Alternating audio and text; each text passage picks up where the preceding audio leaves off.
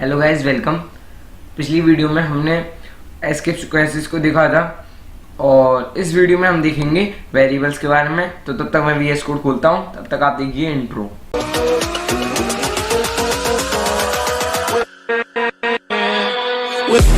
So guys, मैंने ये VS code खोल लिया है। थोड़ा सा टाइम लगा इसको खोलने में, पर ये खुल गया है।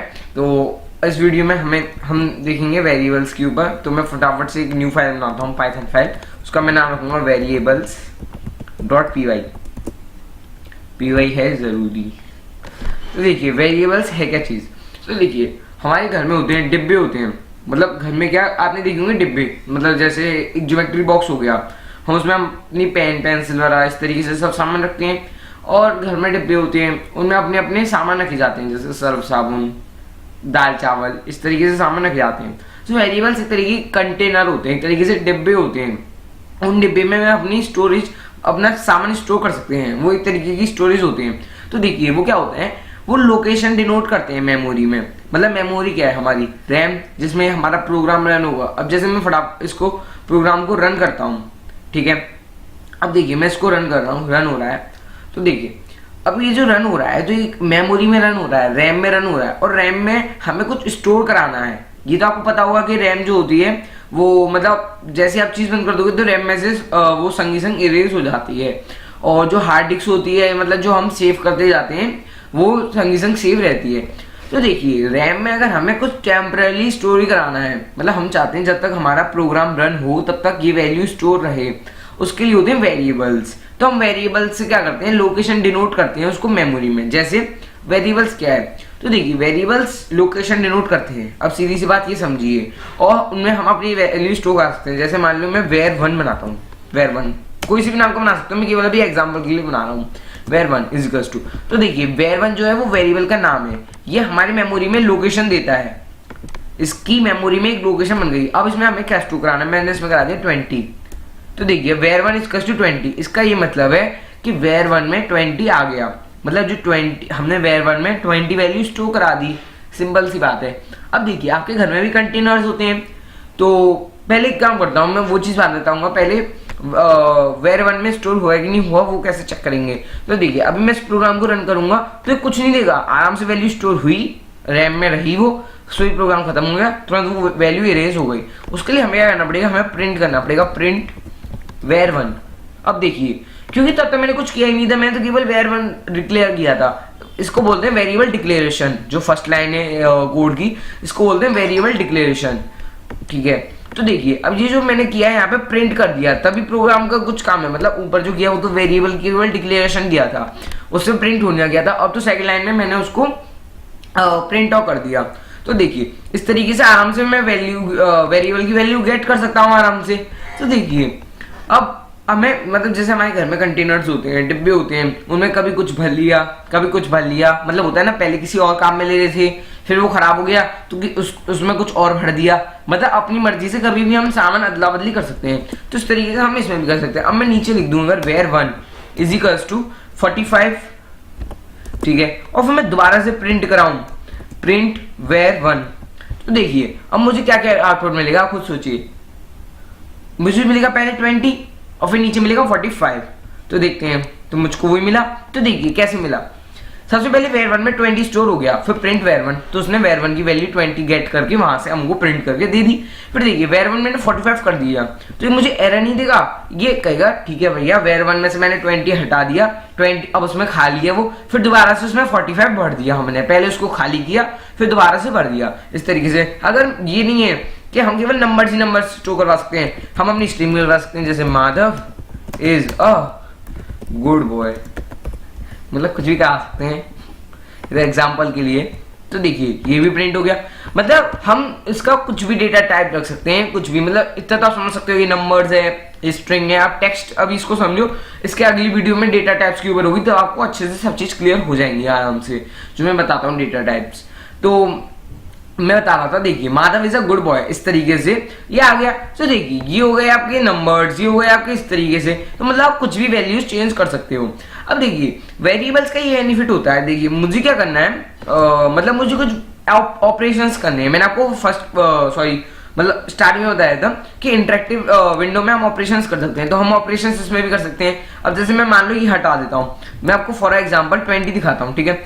अब मैं पहले 20 को 20 प्रिंट कर रहा हूँ, तो देखिए 2 20 हो जाएगा मेरे को प्रिंट, क्योंकि मैंने दूसरे वाले में कुछ नहीं बदला अभी तक। अब मैं यहाँ पे कुछ और करना चाहता हूँ, मैं यहाँ पे करना चाहता हूँ +10 और फिर उसको कॉपी करके -5। तो देखिए मेरे को 20 के साथ ही ऑपरेशंस करने हैं, मुझे किसी और के साथ तो करने नहीं है, तो मैं उसको बार बार यहाँ पे अगर 20 से रिप्लेस करूँ, उससे बढ़िया मैं एक काम कर सकता हूँ ना, var1 लिखूँ।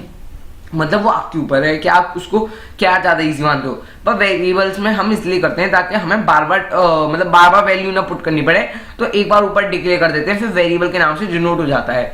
तो जो पाइथन का इंटरप्रेटर काम करता है, इसको कोड को कन्वर्ट करता है, तो क्या करता है कि var1 पढ़ा उसने, तो वो क्या करता है ऊपर जाएगा और var1 को ढूंढेगा। मतलब जैसे अगर ये कोड मतलब बहुत नीचे आ रहा होता, तो अब उसने नीचे आके यहाँ पे देखा कि var1 है, फिर क्या करेगा वो ऊपर जाएगा बिल्कुल, मतलब ऊपर से फिर खोजना स्टार्ट करेगा, मतलब वो उल्टा चलेगा यहाँ से 13वीं 12वीं 10वीं 9वीं 8वीं 7वीं ऐसे लाइन में खोजेगा, और जहाँ उसको var1 मिल गया उसकी वैल्यू ढूंढ के यहाँ पे पुट कर देगा, रिप्लेस कर देगा।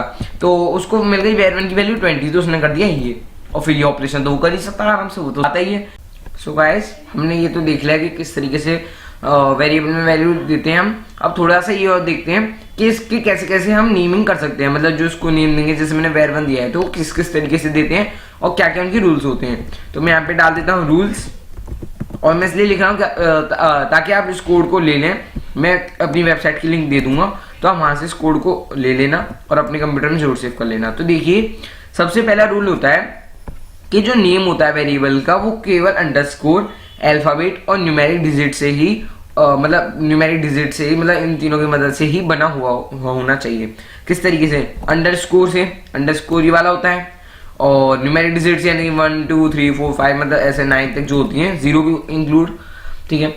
और आपका अल्फाबेट्स जो सब होती है, तो इसमें कौन से सिंबल नहीं आ सकते, जैसे $, हैशटैग, परसेंटेज, एंड, मतलब ये सब सिंबल्स नहीं, सॉरी ये ऑपरेटर्स जैसे प्लस माइनस, मतलब ये सब इंक्लूडेड नहीं है। और अल्फाबेट्स न्यूमेरिक इस तरीके से आप दे सकते हो।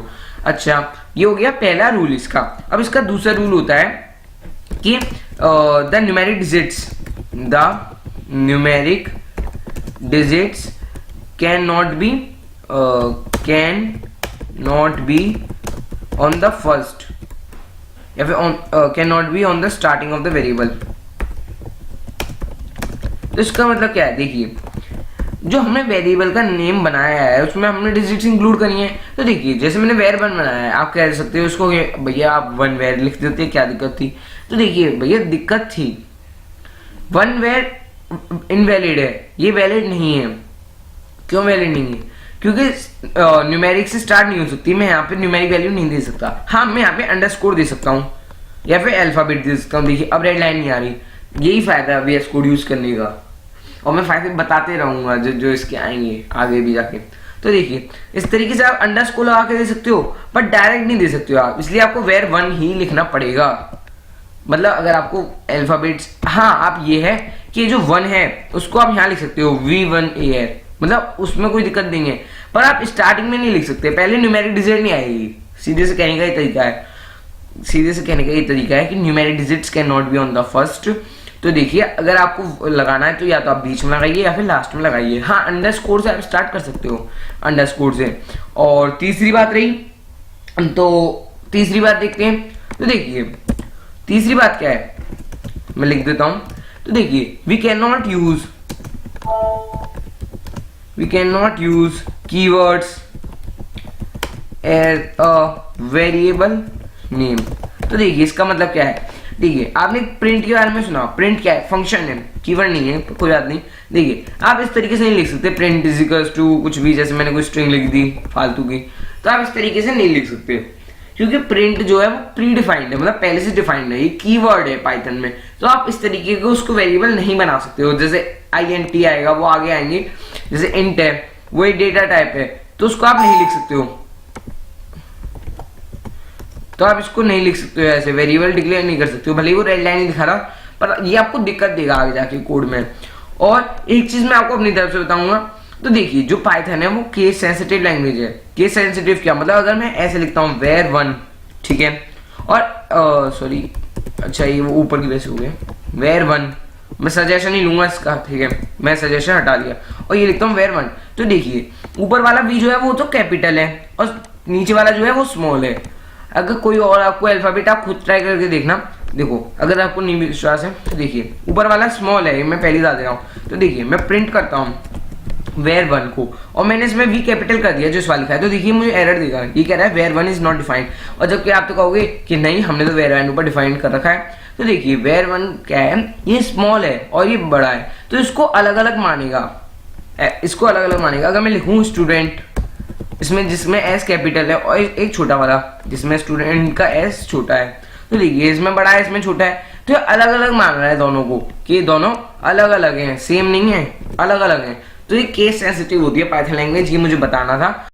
तो चलिए गाइज ये कुछ इनवैलिड वेरिएबल्स नेम है जो मैंने लिख के रखे हैं पहले से, तो आप इनको थोड़ा देखिए कि कैसे इनवैलिड है। तो देखिए प्रिंट क्या है, हमने सुना है प्रिंट एक फंक्शन का नेम है, इसलिए हम प्रिंट को वेरिएबल के लिए यूज नहीं कर सकते। ऐसी 98 हेलो, ये भी एक मतलब सॉरी ये फंक्शन का नेम तो नहीं है पर 98 आ गया पहले, कैरेक्टर से पहले 98 आ गया, मतलब हेलो पहले आता, हाँ ये सही था हेलो फिर 98, पर ये तो सही है पर वो पहले वाला सेम नहीं है, सही नहीं है, इसलिए हम 98 हेलो नहीं दे सकते। ऐसी है हेल डॉट जीरो से भी हम नहीं दे सकते क्योंकि जो डॉट है पॉइंट है ये नहीं है।